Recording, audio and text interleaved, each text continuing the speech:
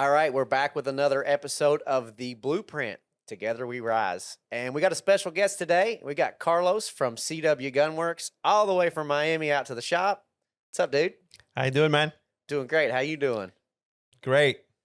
You guys, if you see us out at an event, it's not very uncommon that you'll see Carlos with us. He likes to travel with us, and we've become family, honestly, since we met. Yes, we have. But let's start talking a little bit about how we met and how our relationship started. This podcast is specifically focused on our IMR build, but we want to give a little bit of backstory on the JMac CW relationship. So we were actually designing a product at the time, and we had the 4C on the market. It was very well known for a AK muzzle brake. We wanted to do a shotgun version of the 4C, and we were looking for people to test. And at that time, CW Gunwerks was posting these ridiculous videos. They had Saiga 12s, Vepr 12s, full auto, and these guys have always been really well known for having like super short, just crazy machine guns. And if you guys want to check them out on Instagram at CW Gunwerks, you can scroll and see that they're constantly shooting some kind of ridiculous machine gun. But we reached out to these guys and said, hey, we see you've got a full auto Vepr, full auto Saiga.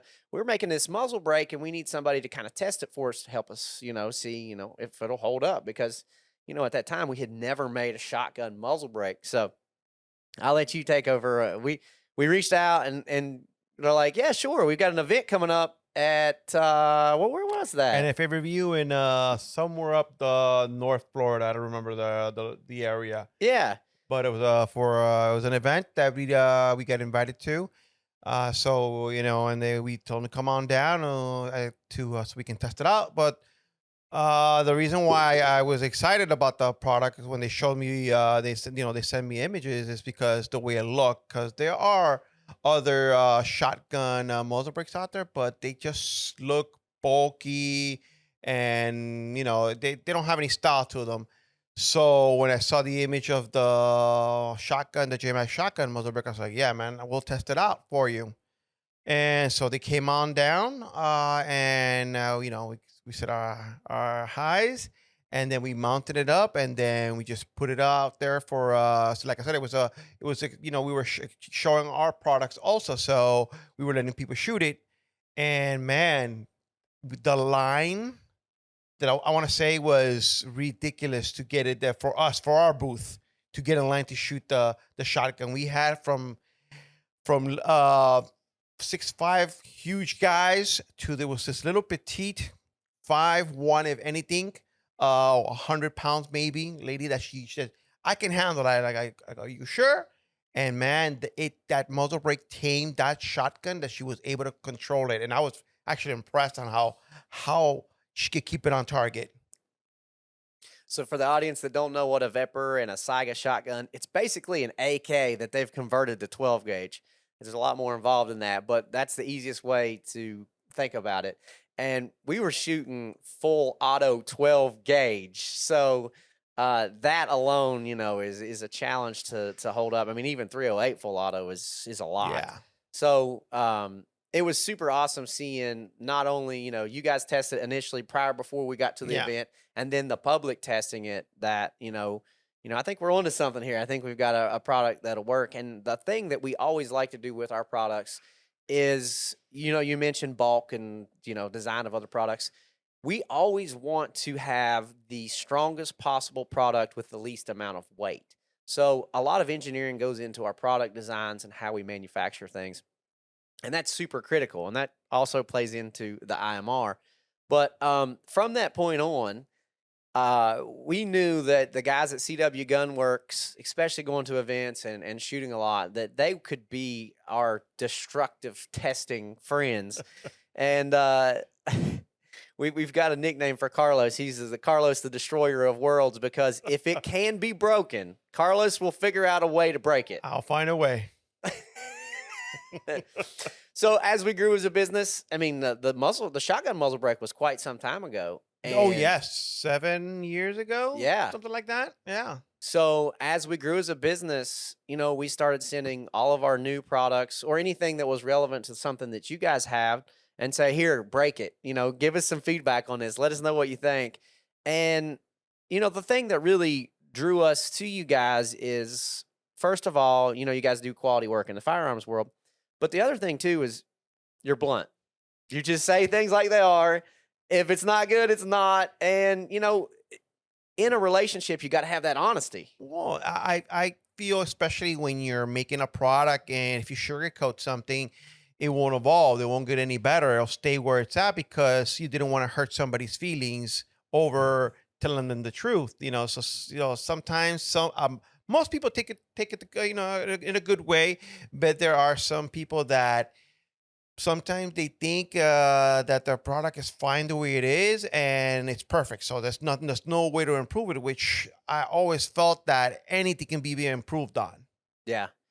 And, a lot of design features that have gone into our products have been based off of feedback that you guys have provided for us. So I think that you guys have been an awesome collaborator and partner on making some JMac products over the years. So we definitely appreciate that. Oh no, no, thank you. Like I said, and it's I love being part of the process.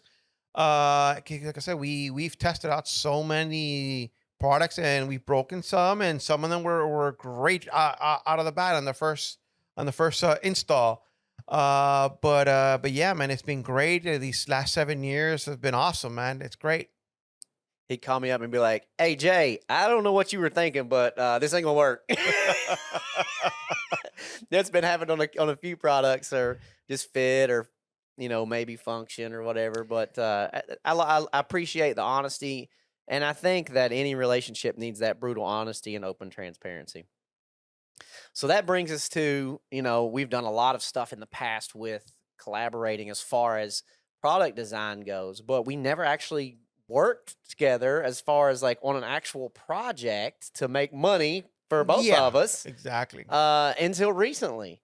So if you guys haven't checked them out, CW Gunwerks at CW Gunwerks, they do custom AK builds and can do anything basically that you want in the AK realm.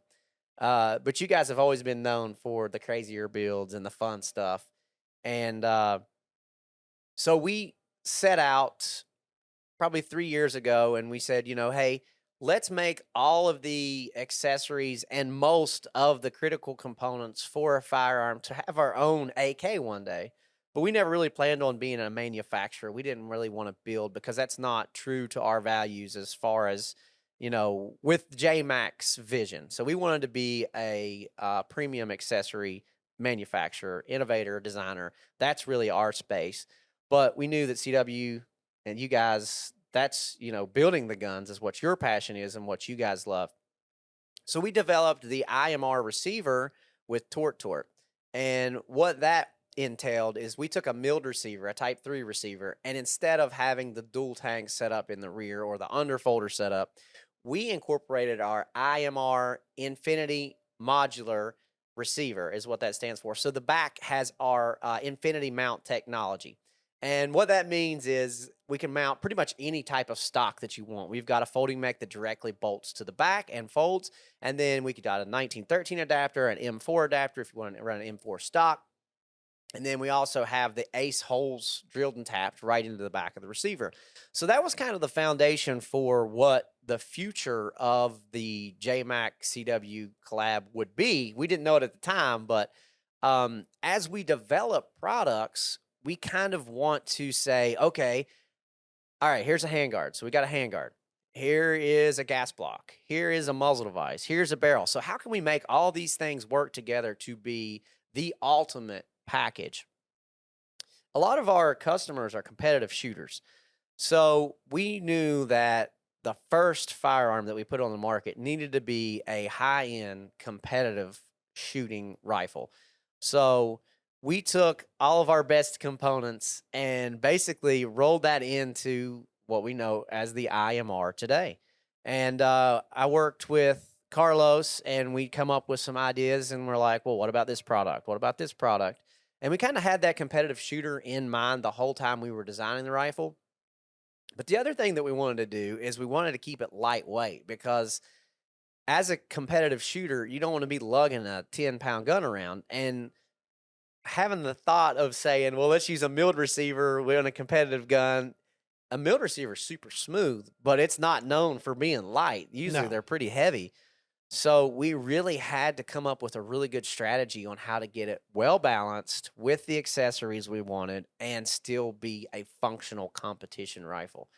So, do you want to tell us a little bit about the build details and how we went into all that? Like I said, we started the core is the tortoise receiver with their infinity mount, and when we went from there, and pretty much most of the parts on the rifle are made by JMac Customs from the front, from the D4C chemo, the 14.5 Cold Hammer Forged nitride barrel, the GBC 13 gas block combo, the MMS handguard, pretty much the stock, the pistol grip.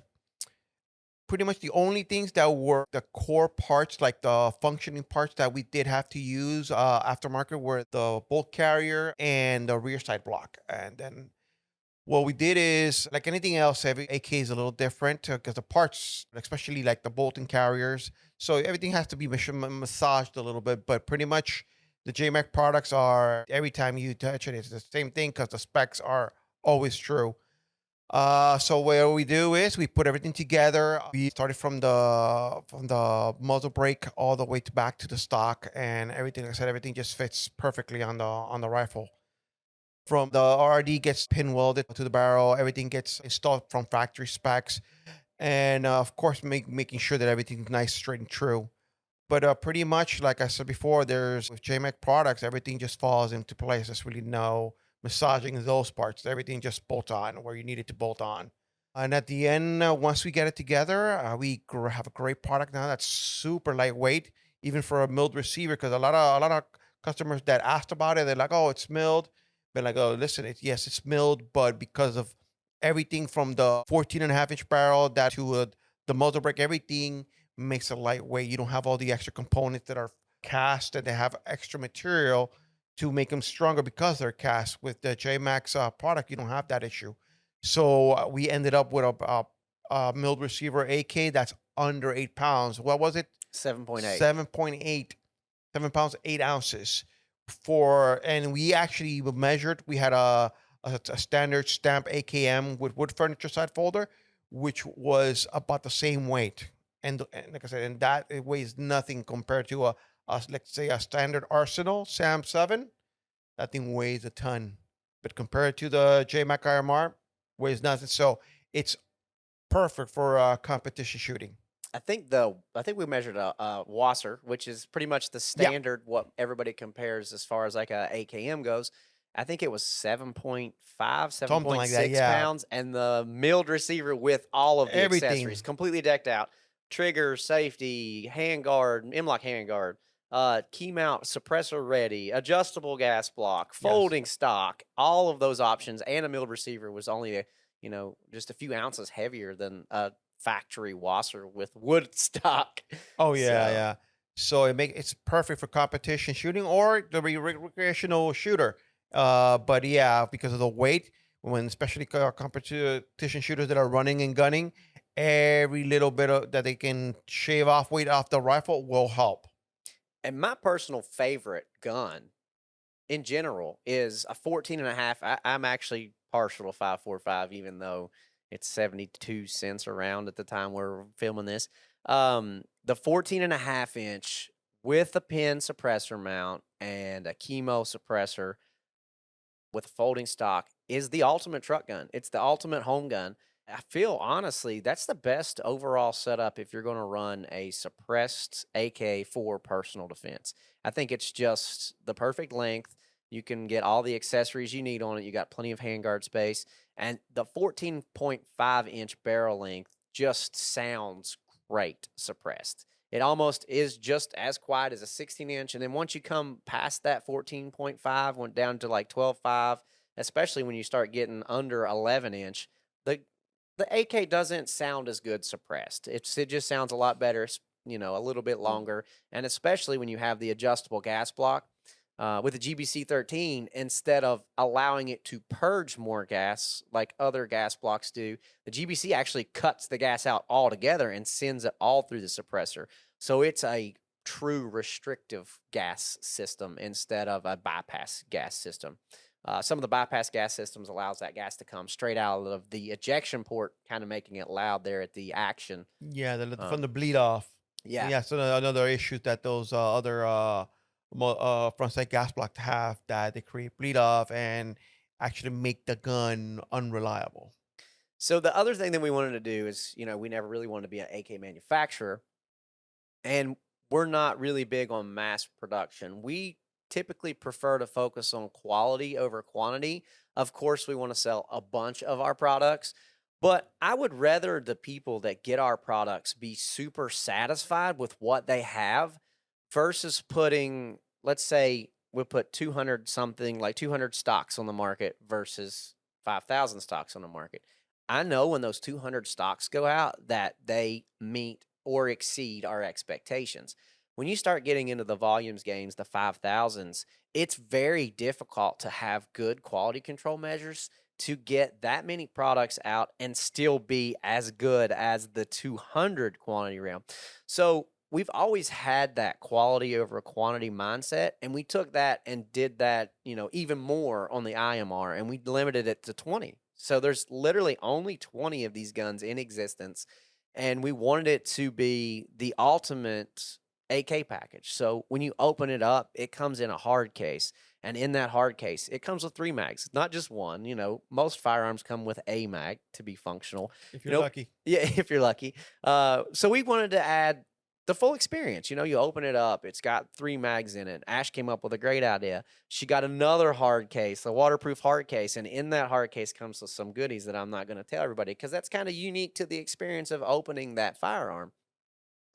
But that's the whole, like, we want to provide not only a product, not only a firearm. There's tons of firearms on the market. We wanted to provide an experience, and we wanted to provide something that is super unique that hopefully will appreciate in value and is super usable long term. Out of the box, you can put an optic on it, you can put a suppressor on it, any handguard accessories.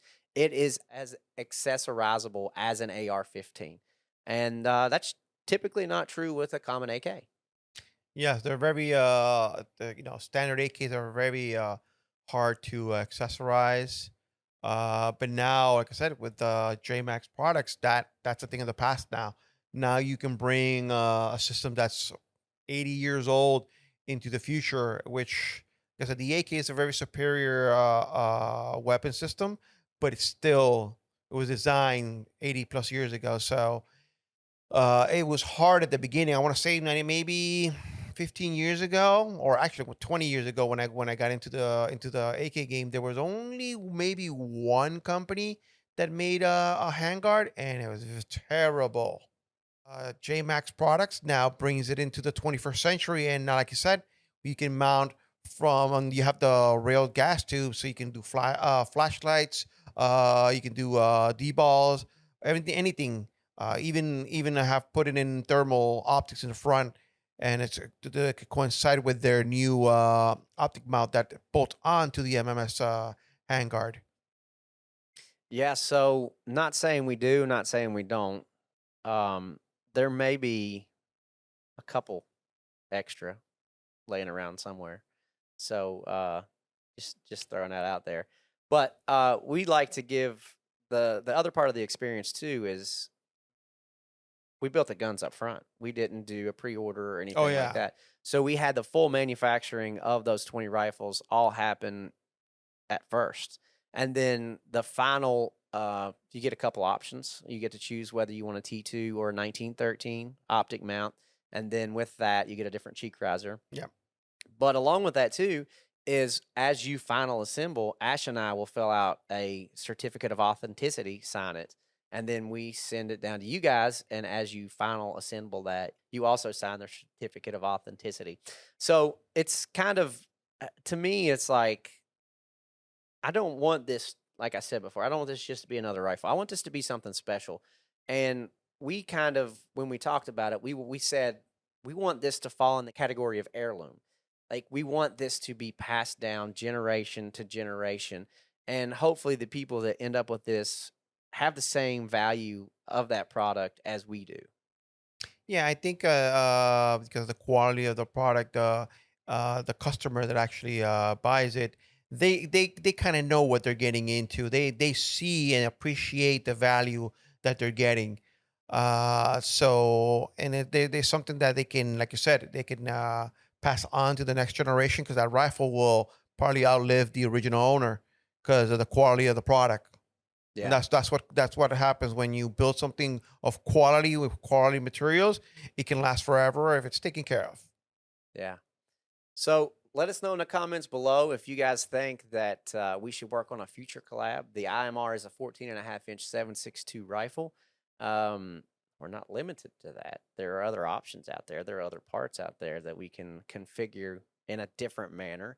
And we used the IMR as a reference point. What accessories do we have? How do they work? And what does that look like when you combine them all into one specific firearm? It was a good gauge for us to say, okay, here are the accessories we manufacture. What are we missing? What other gaps need to be filled here? And I think we've learned something from this IMR build that we can use towards the next one.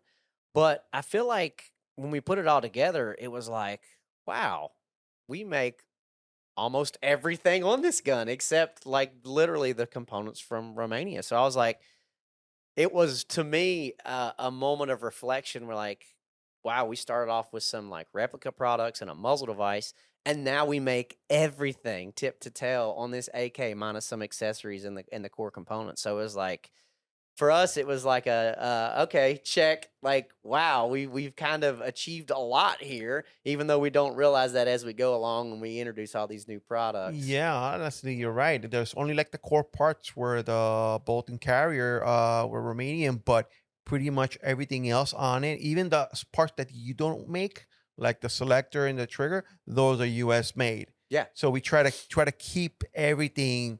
Like I said, it's something that there's some parts that are like the core parts. We couldn't find a US made manufacturer that has gotten to the point where we can trust those parts. So we had to use Romanian, which are tried and true. But most, like I said, most of the whole gun is US made and US made assembled. so I hope you guys like this episode of The Blueprint. Let us know in the comments below who you'd like to see on The Blueprint next. Together we rise.